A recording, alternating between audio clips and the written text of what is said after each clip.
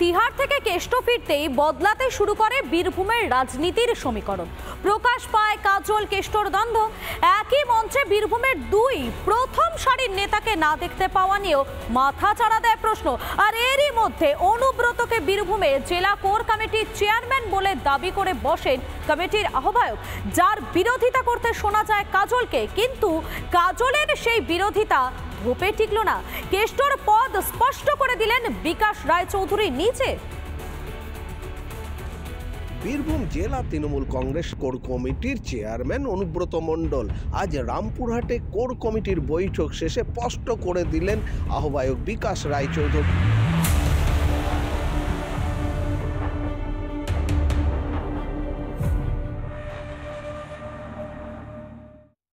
Anubrata Mondal chairperson হয়েছে, কি বলবেন বিষয়টাকে?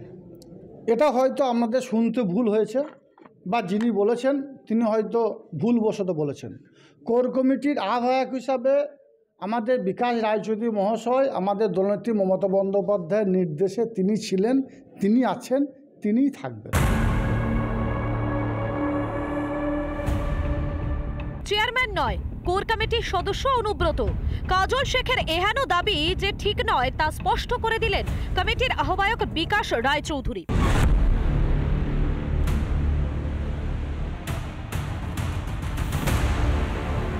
কোর কমিটির চেয়ারম্যান অনুব্রত মণ্ডল, জেলা সভাপতি তৃণমূল কংগ্রেসের অনুব্রত মণ্ডলের নেতৃত্বেই সভাপতিত্বেই আজকে কোর কমিটির সভা হয়েছে।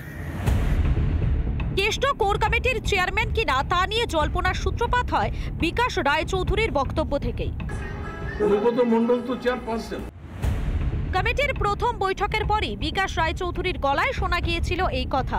বিকাশের সেই দাবি কাজল উড়িয়ে দিলেও নিজেকে কোর কমিটির চেয়ারম্যান বলে দাবি করেছিলেন খোদ অনুব্রতই। মমতা ব্যানার্জি বলল, তুমি ওখানে কোর কমিটি আমার করা আছে, তা কোর কমিটির তুমি চেয়ারম্যান।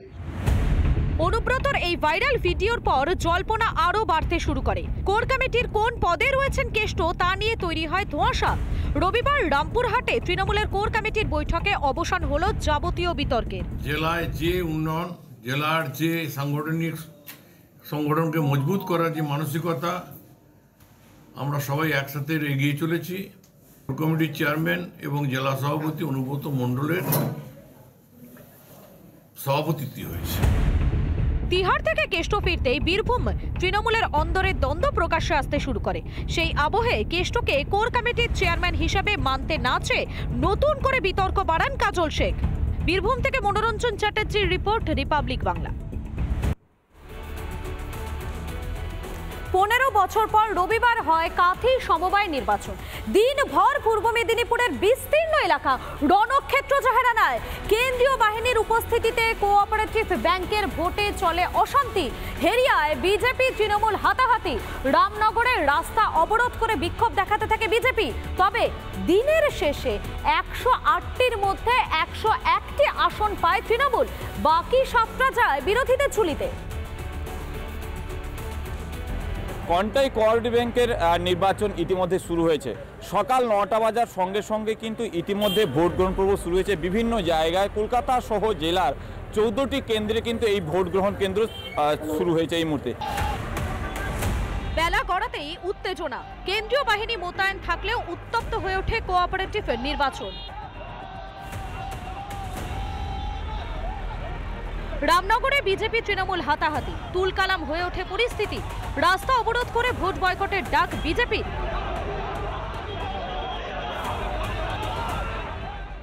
আমাদের এ দু সাইডে তৃণমূলের লোকেরা দু সাইডে ঘিরে ধরেছে।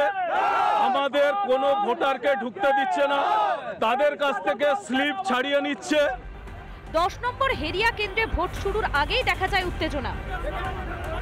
বিভিন্ন জায়গায় গন্ডগোলের খবর প্রকাশ্যে এসছে। সেই জায়গায় দাঁড়িয়ে আজকে কাঁথি 1, 2, 3, 4 এবং এগরা মহকুমায় কিন্তু আধা সামরিক নিয়োগে কিন্তু ভোট চলছে। মিউনিসিপ্যালিটিতে লুট করেছে, বিধানসভায় লুট করেছে, লোকসভায় লুট করেছে, এবারে পারলো না। এই একবারে জুডিশিয়ারিকে আমি ধন্যবাদ দিই।